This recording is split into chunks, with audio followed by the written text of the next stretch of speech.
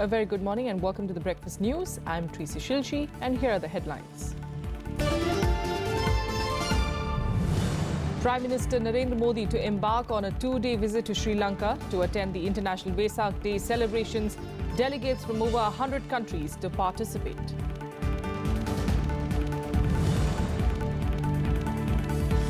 Supreme Court to begin hearing pleas challenging triple talaq. Five-judge constitution bench to examine the extent to which the court can interfere in Muslim personal laws.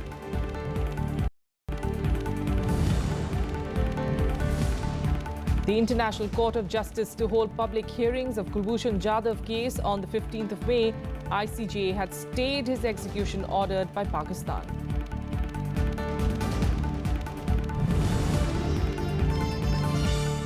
"25 people killed and 28 injured as a wall of a wedding hall collapses in Rajasthan's Bharatpur. Mishap reportedly triggered by heavy rains and thunderstorm.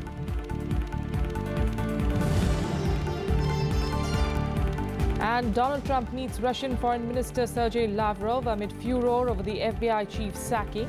Highest level meeting with the Russian administration after taking office. Our top story, Prime Minister Narendra Modi will embark on a two-day visit to Sri Lanka. During his visit, he will attend the International Vesak Day celebrations. There will be no formal meetings and signing of agreements as the visit is in connection with Vesak Day. However, the Prime Minister will be interacting with the Sri Lankan leaders on the sidelines of the celebrations. The Prime Minister will inaugurate a 150-bed multi-speciality hospital in Dikoya.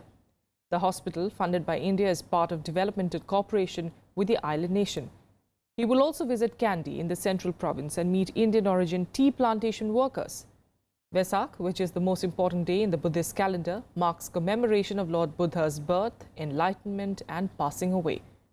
Over 400 delegates from more than 100 countries are expected to participate in the International Buddhist Conference in Colombo. It will be a two-day visit from 11th to 12th May to participate as the chief guest at the 14th International Vesak Day celebrations, and he is visiting at the invitation of President Sirisena of Sri Lanka. Prime Minister's visit to Sri Lanka is for the Vesak Day celebrations assumes significance because this is a reflection of our shared Buddhist heritage, which is spanning over centuries, and also this also reflects the importance that we attach to this relationship, our ties with Sri Lanka. There has been a ceasefire violation in Jammu and Kashmir. A woman has been killed in the ceasefire violation by Pakistan in Nowshera sector of Rajouri district. Her husband has been injured as well. The incident took place in the wee hours of Thursday. Reports stated that there was heavy exchange of fire between the two sides and the firing by Pakistan was unprovoked. In fact, reports say that firing is still on. A similar incident, remember, took place at the same sector in April as well. Pakistani troops resorted to mortar shelling besides automatics and small arms fire.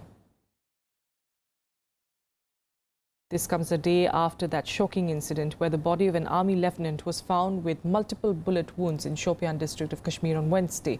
The army officer, identified as Lieutenant Umair Faiz, was abducted and killed by terrorists in Shopian, where he had gone to attend a family wedding. Defence Minister Arun Jaitley and Jammu and Kashmir Chief Minister Mehbooba Mufti strongly condemned the killing. The army has vowed to punish the killers. An army officer from Kashmir was abducted and shot dead by terrorists in Shopian district on Tuesday night. 22-year-old Lieutenant Umair Fayaz was on leave to attend his cousin's wedding in Batapura when he was kidnapped and killed. His bullet-riddled body was found in Harmain area of Shopian this morning. This was a very dastardly act of cowardice, जिसमें कुछ unknown terrorists ने जो इस इलाके में रहते हैं, इन्होंने कल रात को लेफ्टिनेंट उमर फैज किडनैप किया है और बाद में उनको मार दिया गया है. इंडियन आर्मी इस दुख की घड़ी में इस फैमिली के साथ खड़ी है.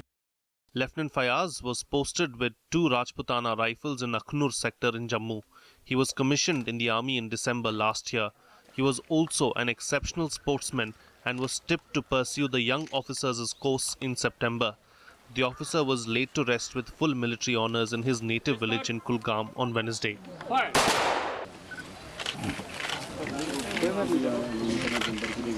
Defence Minister Arun Jaitley strongly condemned the killing, calling it a dastardly act of cowardice. He also said that the young officer was a role model and that his sacrifice reiterated the nation's commitment to eliminate terrorism from the valley. The gruesome killing was also condemned by Jammu and Kashmir Chief Minister Mehbooba Mufti as well as members of other political parties. The opposition parties, however, insisted that a political solution was required to solve the issue. बहुत ही सोचने का लम्हा है हमारे लोगों के लिए, जम्मू कश्मीर के लोगों के लिए, बिलखुसूस वादी के लोगों के लिए कि जो मसले कश्मीर की दुहाई दे रहे हैं, तो क्या उस मसले का हल इसी तरह बैंक लूटना है, हथियार लूटना है और हमारे जवान बच्चे जो पढ़ लिख के कुछ बनना चाहते हैं या बनते हैं तो उनका इस तरह से बेदर्दी से कत्ल करना, क्या इस मसले का हल यही है? एक बहुत ही बारबैरिक, बहुत ही कावर्डली एक्ट है और इसमें स्टेट गवर्नमेंट और सेंट्रल गवर्नमेंट की वजह से जो पॉलिटिकल वैक्यूम, जो एक एटमॉस्फेयर ऑफ री इमरजेंस ऑफ मिलिटेंसी बना है, पॉलिटिकल किलिंग्स फिर से शुरू हुई हैं, इलेक्शंस कैंसिल होने लगे हैं, उससे वो वायलेंट कंस्टिट्यूएंसी जो एम्बोल्डन हो गई है। पूरी पार्टियां, पूरा देश सरकार के साथ खड़ा है। अगर वो पाकिस्तान को मुंह तोड़ जवाब देने की इच्छा रखते हैं तो उनको काम करना चाहिए। और आज भी जो खबर आज मिली है, बड़ा दुख हम लोगों को है कि इस प्रकार से किडनैप करके हमारे अफसरों को मारा जा रहा है, तो इससे लोगों का मनोबल टूटता है। I strongly condemn this killing, and violence is not the answer, and that too targeting individual officers or jawans, and killing them will not take Jammu and Kashmir anywhere, and we should address the issues as political issues. The incident comes amidst rising tensions between civilians and security forces in the valley. There has been a spike in militant activities in South Kashmir's districts of Pulwama, Shopia, Anantnag and Kulgam. Meanwhile, the army on Wednesday foiled yet another infiltration bid by militants along the line of control in Baramulla district of Kashmir. Bureau Report, Rajya Sabha Television. And Union Home Secretary Rajiv Mehrishi is visiting Jammu and Kashmir today to take stock of the situation in the valley. During the trip, he will be meeting Governor N.N. Vora, Chief Minister Mehbooba Mufti, and discussing with them the prevailing situation in the state. The Home Secretary will also hold a meeting with top civil, police and army officers to review the current security situation. Now, the International Court of Justice will hold public hearings in the case of retired Indian Navy officer Kulbhushan Jadhav on the 15th of May. The ICJ had stayed his execution after being sentenced to death by a Pakistani military court. The External Affairs Ministry said that India decided to move the ICJ as Jadhav was in illegal detention in Pakistan and his life was under threat. The Pakistani army has said that it will respond at an appropriate level to any query. In what comes as a huge relief, the International Court of Justice has stayed the execution of Indian national Kulbhushan Jadhav, who has been sentenced to death by a Pakistani military court on charges of spying. The order by the Hague-based court came a day after India approached it against the death sentence. I have mentioned to you very clearly that the circumstances that existed, the life of an Indian citizen is a threat. We have been denied consular access, which is in contravention to the international law. And therefore, we have sought this course of action. In its appeal to the ICJ, India accused Pakistan of egregious violations of the Vienna Convention on Consular Relations and asserted that Jadhav was kidnapped from Iran, where he was involved in business activities after retiring from the Indian Navy. India said it made 16 requests for consular access to Jadhav, but there was no response from Pakistan. Islamabad also did not respond to India's request for papers relating to Jadhav's case. The press release of the International Court of Justice is extremely clear and very lucid, very precise on what our pleas are, what are the grounds, what are the violations of international convention that the government has mentioned in its petition.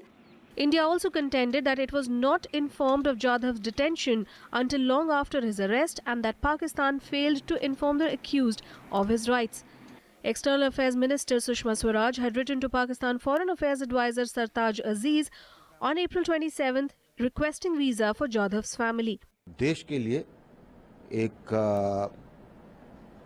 प्रसन्नता की, एक गर्व की बात है कि जो हमारा स्टैंड था, जो हमारा दावा था कि ये सब पाकिस्तान की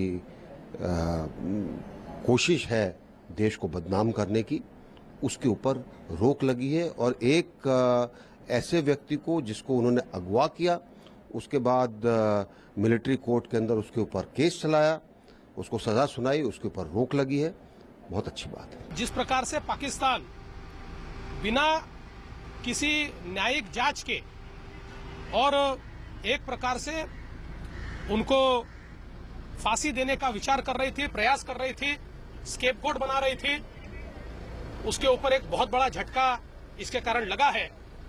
और मैं मानता हूं कि भारत सरकार की ये और भारत देश की ये बहुत बड़ी विजय है। The fact that the Indian ministry for the first time went after almost 45 years to seek such a stay of execution, and the fact that the International Court of Justice has deemed it fit to grant stay, obviously finding a prima facie case in favor of India, and India's argument that all these execution orders have not met the consular requirements. So I think we are very hopeful of future course of action. Meanwhile, Pakistan has said that India is using Jadhav's conviction as a tactic to divert attention from what it calls India's state-sponsored terrorism in Pakistan.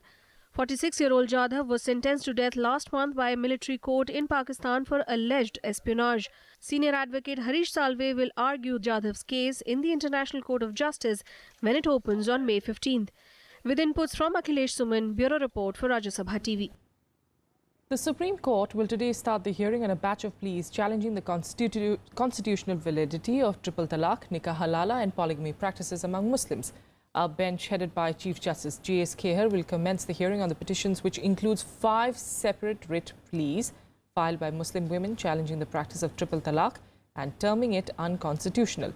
The hearing holds significance since the Apex Court has decided to hear the cases during the summer vacation, even suggesting sessions on Saturdays and Sundays to swiftly decide on the contentious and sensitive issues. Attorney General Mukul Rohatgi will assist the bench, which will also examine to what extent the court can interfere in the Muslim personal laws in case they violate the fundamental rights of citizens. The issue is being examined for an authoritative pronouncement on the constitutional and legal validity of triple talaq, nikah halala and polygamy practices. The Allahabad High Court in April had pronounced the practice unilateral and against the Constitution.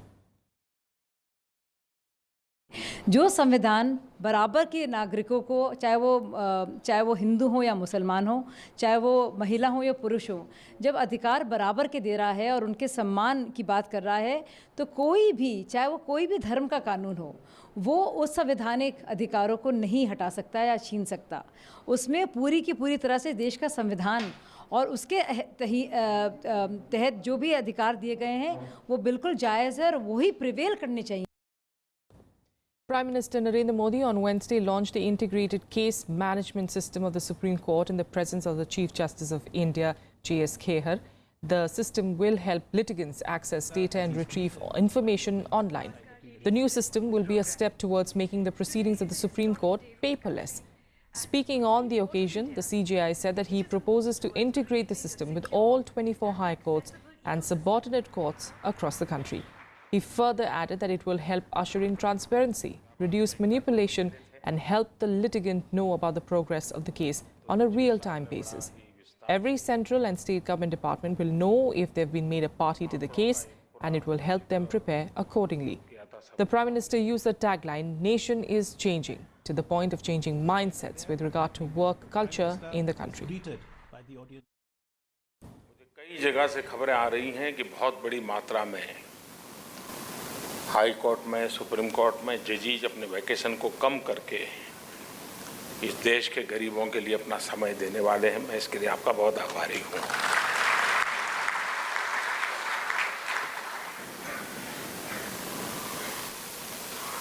Quantum के रूप में इसका परिणाम क्या आता है वो अलग बात है, लेकिन इस प्रकार का भाव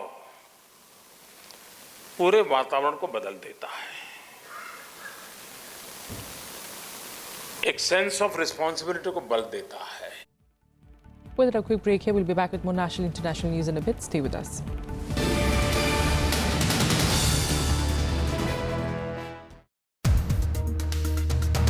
असली लड़ाई इस समय ऑपोजिशन और सरकार के बीच में क्या है? क्या आइडियोलॉजी की लड़ाई है? क्या मुद्दों की लड़ाई है? संविधान खतरे में है। इससे बड़ा मुद्दा क्या हो सकता है?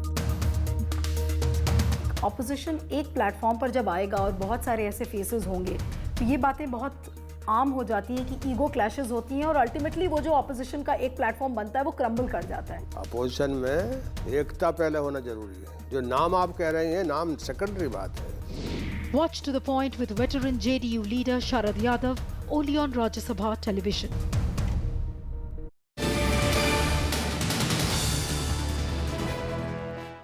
Welcome back. Let's continue getting national news. And the Aam Aadmi Party will take its fight against EVMs to the doorstep of the Election Commission today. The party has announced that its Delhi MLAs and leaders will lead a protest rally demanding that VVPAT-equipped EVMs be used in all future elections. The EC has convened an all-party meeting on the 12th of May to discuss the issue and has asked all political parties to nominate their experts to participate in this meeting. As many as 16 opposition parties had urged the poll panel to revert to the ballot system, claiming that the faith of the people in EVMs has been eroded. Here are some of the reactions from different political parties on the issue. It is time that the Election Commission takes steps to restore faith in EVMs. Otherwise, there will be demand for going back to the paper ballets. एक बना है जाने अनजाने कि इसमें गड़बड़ी हो रही है या हो सकती है, तो ये दायित्व तो बनता है इलेक्शन कमीशन का कि वो करे। आम आदमी पार्टी ने फैसला किया है कि हम इनके हैकाथन में भी जाएंगे। 12 तारीख को ऑल पार्टी मीटिंग है, उसमें भी हम जाएंगे। भारत के इलेक्शन कमीशन ने सब पार्टियों को बुलाया है। उससे पहले ये नाटक नौटंकी लोगों का ध्यान भटकाने के लिए, अपने भ्रष्टाचार पे जवाब ना देना पड़े, उसके लिए ये सब नाटक की जो चित्रकथा पटकथा है वो अरविंद केजरीवाल जी ने लिखी है। The Home Ministry has asked as many as 5,845 NGOs to open their accounts in banks which have core banking facilities. The move will provide real-time access to security agencies in case of any discrepancy. This is the latest in a series of steps taken by the NDA government aimed at checking errant NGOs, especially those receiving foreign funding. Tightening rules for NGOs, the registration of more than 10,000 such organizations have been cancelled and more than 1,300 have been denied a renewal over the last 3 years for various violations. Over 3,000 NGOs have also been told that their bank accounts are not available as per core banking format, while 2,000 NGOs have been asked to furnish bank account details as no such data is available with the Home Ministry. The move came after it was detected that many NGOs have their bank accounts in cooperative banks, state government-owned apex banks or banks which do not have core banking facilities. Now to Rajasthan, where at least 25 people were killed and 28 others injured as the wall of a wedding hall collapsed in Rajasthan's Bharatpur district in the late hours of Wednesday. The accident was reportedly triggered by heavy rains and thunderstorm. The mishap occurred at the Annapurna marriage home around 10 p.m. as guests stood under a wall to protect themselves from the rain. Chief Minister Vasundhara Raje condoled the deaths and has instructed the administration to offer proper treatment to the injured. तेज अंधड़ और बारिश की वजह से लोग उस दीवार में सहारा लेने के लिए गए और वो पूरी दीवार जो करीब 80-90 फीट की थी, वो दीवार ही उनके ऊपर गिर गई, जिसमें 22 लोगों की मौत हुई है और 28 लोग घायल हैं।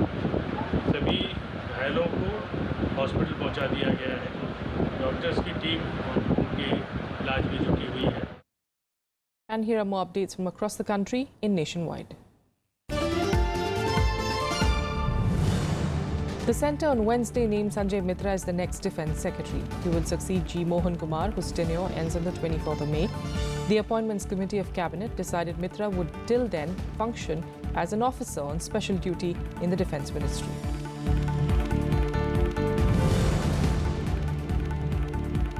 Parts of the national capital witnessed traces of rainfall, bringing some respite to people after a hot day in the city on Wednesday. The weatherman has predicted very light rainfall for Thursday as well, but there is no forecast for heavy showers. The minimum temperature was recorded at 27.6 degrees Celsius. Former convener of Aam Aadmi Party's Punjab unit, Gurpreet Singh Waraj, resigned from the party's primary membership while terming the process under which Bhagwant Mann was appointed the party's state chief a farce. He in fact said that his opposition was not against any individual, but he was upset with the appointment process. International news now. In US President Donald Trump met Russian Foreign Minister Sergei Lavrov at the White House on Wednesday. The meeting is the highest level contact between Trump and the Russian government since he became president. Said that Moscow and Washington are looking to remove all the barriers to having a better relationship. Lavrov also met Secretary of State Rex Tillerson, and improved relations and the war in Syria dominated the agenda. But critics questioned the timing of the meetings, a day after Trump fired the FBI director. James Comey was leading an investigation into alleged Russian interference in last year's US election. Trump claimed that he fired Comey due to the shoddy Clinton emails probe, but Democrats accused the president of trying to slow down the investigation into his associates' links with Russia. Касается Сирии, то мы прежде всего концентрировались на тех идеях, которые обсуждались во время визита Рекса Тиллерсона в Москву, когда он рассказал о мыслях касательно создания таких зон деэскалации, зон безопасности. Это была... The bottom line is any investigation that was happening on Monday is still happening today. That hasn't changed. And in fact, we encourage them to complete this investigation so we can put it behind us and we can continue to see exactly what we've been saying for nearly a year. There's no evidence of collusion between the Trump campaign and Russia. And we'd love for that to be completed so that we can all move on and focus on the things that, frankly, I think most of Americans are concerned with. South Korea's new president, Moon Jae-in, has advocated closer ties with neighbor North Korea. In a sign of a break with the hardline approach of his predecessors, the new president expressed his willingness to even go to North Korea to meet Kim Jong-un if it meant bringing lasting peace to the peninsula. Moon also vowed to improve his country's ties with longtime ally, the US. But his adverse views on the deployment of the THAAD anti-missile system has put a question mark over South Korea-US ties. Seoul's policy on North Korea is about to get a major overhaul.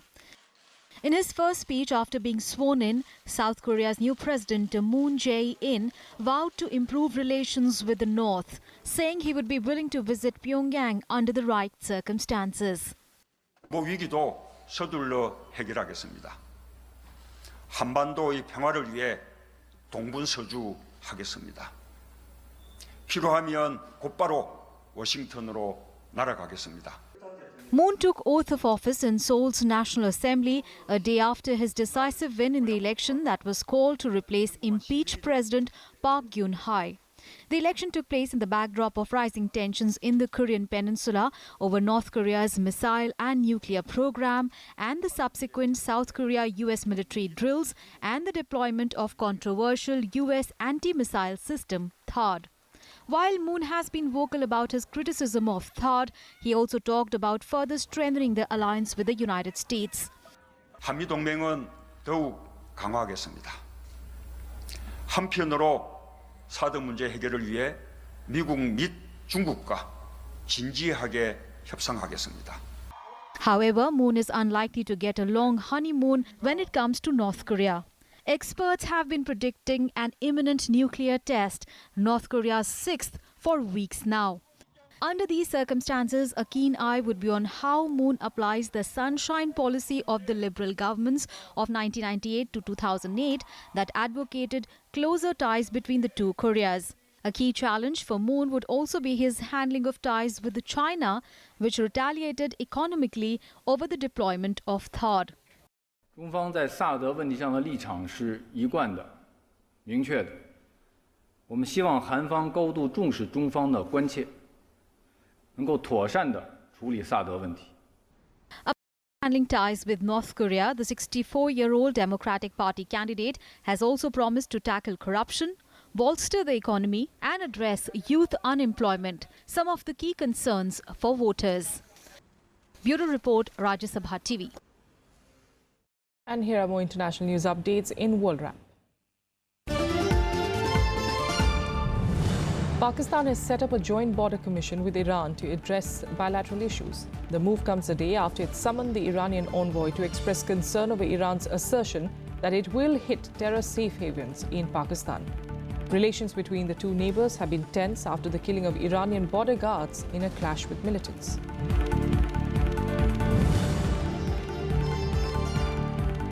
Former Brazilian President Luiz Inácio Lula da Silva has appeared in a federal court and gave a 5-hour deposition. Lula is accused of receiving a seaside apartment in return for helping a construction firm win government contracts.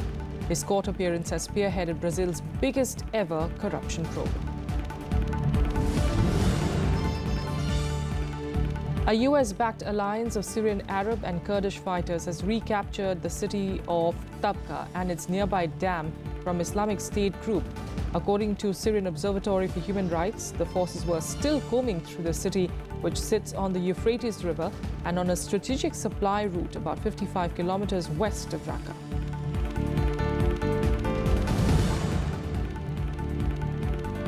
The Chinese media has claimed that the latest missile test by the country can attack both aircraft carriers and the US THAAD missile defense system deployed recently in South Korea.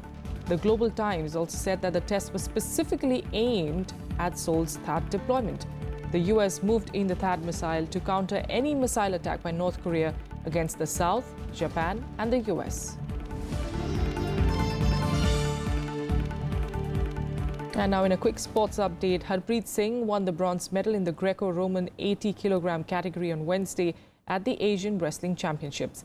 Harpreet defeated China's Jun Jae-na 3-2 to win his second successive bronze medal at the Asian Championships being held in New Delhi. The score was tied 1-1 after the first round, but Harpreet came back strongly in the second round by taking down his opponent to earn 2 points to lead 3-1. Although the Chinese opponent got 1 point due to Harpreet's passivity towards the end of the bout, the Indian held on to his lead to take the bronze. However, Gurpreet Singh lost his bronze medal bout 0-8 in the 75-kilogram category in just 38 seconds to China's Bin Yang. The other 3 Indian Greco-Roman wrestlers, Ravinder, Hardeep and Naveen, were also knocked out of the tournament.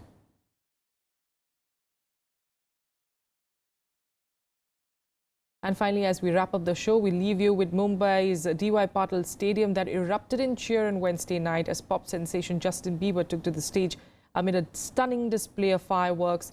Around 50,000 fans were in attendance at his debut concert in India, and the spellbound audience continued to sway as Bieber belted out his all-time hits. We're leaving you now with these visuals.